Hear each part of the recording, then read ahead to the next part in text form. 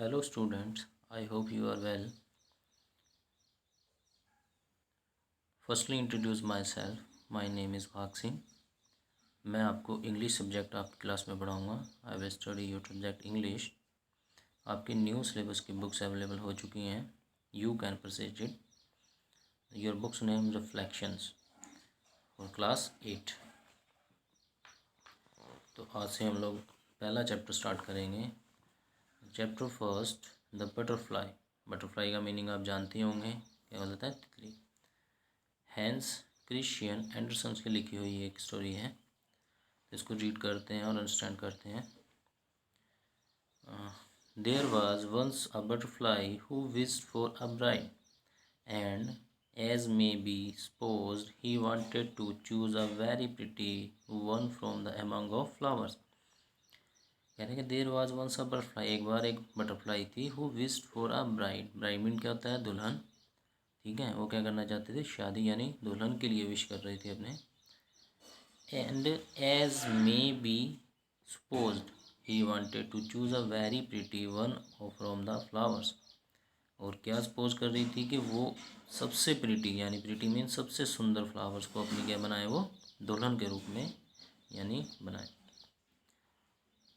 He glanced with a very critical eye at all the flowers bed and found that the flowers were seated quietly and demurely on their stalks, just as maidens should sit before they are engaged. But there were many of them, and it appeared as if his search would become very wearisome. He glanced with very critical eyes. Glance mean होता है एक निगाह भर के डालना, जैसे बहुत गौर से देखना. With very critical eyes, आलोचनात्मक टिप्पणी करना. At all the flower beds, यानी सभी फ्लावर्स के गुच्छों को, सभी फ्लावर्स को उसने देखा. And found that the flowers were seated quietly and कह रहे हैं कि उसने क्या फाउंड किया देखते हुए कि सभी फ्लावर्स कैसे बैठे हैं? बिल्कुल शांति से और गंभीर रूप से बैठे हुए हैं. On their stalks. Stalks means होता है स्टेम यानी डंठल, उनके ऊपर. Just as maidens should sit before they are engage. Maidens होती है लड़की, यानी एक young girls. Should sit before they're engage. Engage होता है जैसे हम लोग कहते हैं इंगेजमेंट या कोई ऐसा function.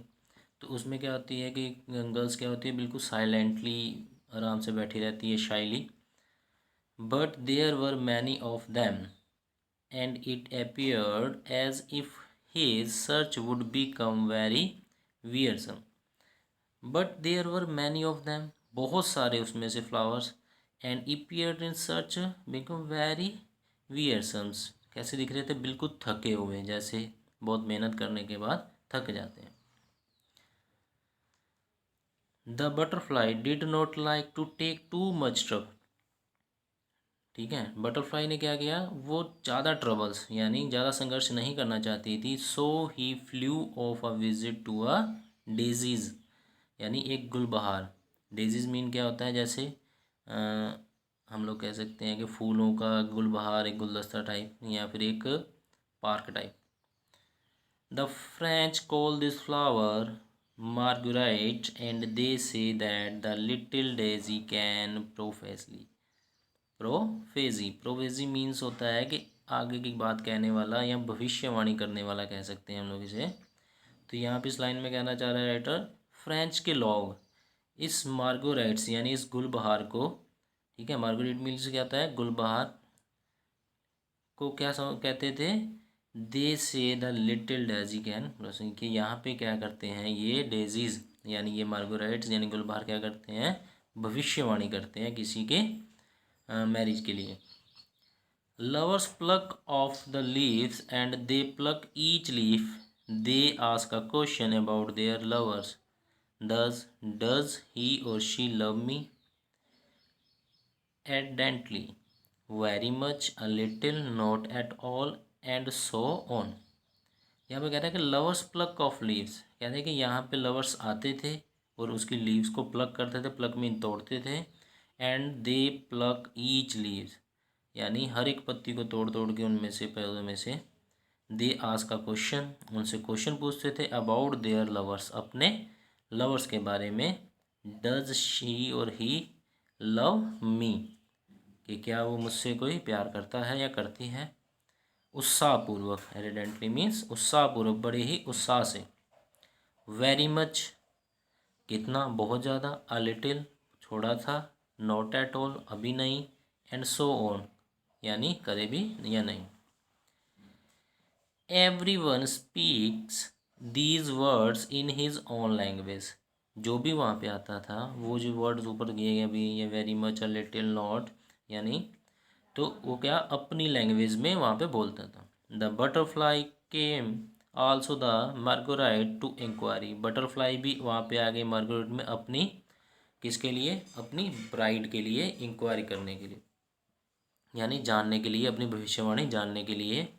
But he did not plug of her leaves, लेकिन एक तितली लीव्स नहीं तोड़ सकती थी, तो उसने क्या किया, ही प्रेस्ड अ किस ऑन ईच ऑफ देम, यानी दबाव, यानी अपने एक किस की तरह दबाव बनाया उसके ऊपर।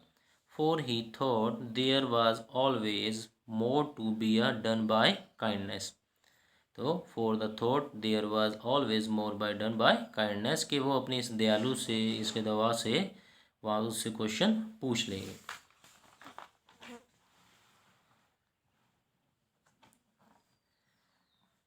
हाँ, क्वेश्चन पूछने में लगा डार्लिंग, मार्गरेट, प्रिय, मार्गरेट डेजी, यानी उसी गुलबहार से पूछा। He said to her you are white said women of all the flowers, you are the wisest women of the flowers, तुम सब फ्लावरों में क्या हो, बुद्धिमान औरत हो। वुमेन्स यानी औरत।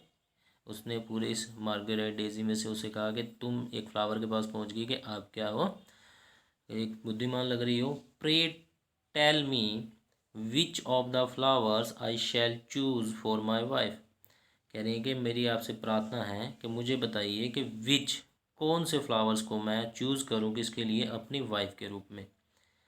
विच विल बी माई ब्राइड, इनमें से मेरी दुल्हन कौन सी होगी।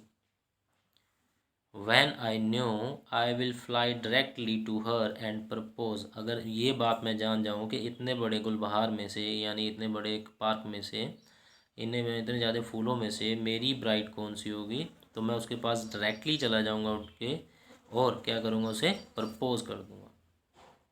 But Marguerite did not answer him, लेकिन मार्गोराइट ने उसे कोई आंसर नहीं दिया। She was offend that he should call her a woman, ठीक है, वो क्या हो गई, अपमानित। ऑफेंड मीन अपमानित होगी, बुरा मान गई कि उसने उसे क्या बुला दिया, वूमेन, ठीक है। पीछे हम लोगों ने पढ़ा था वो क्या थी, एक यंग गर्ल।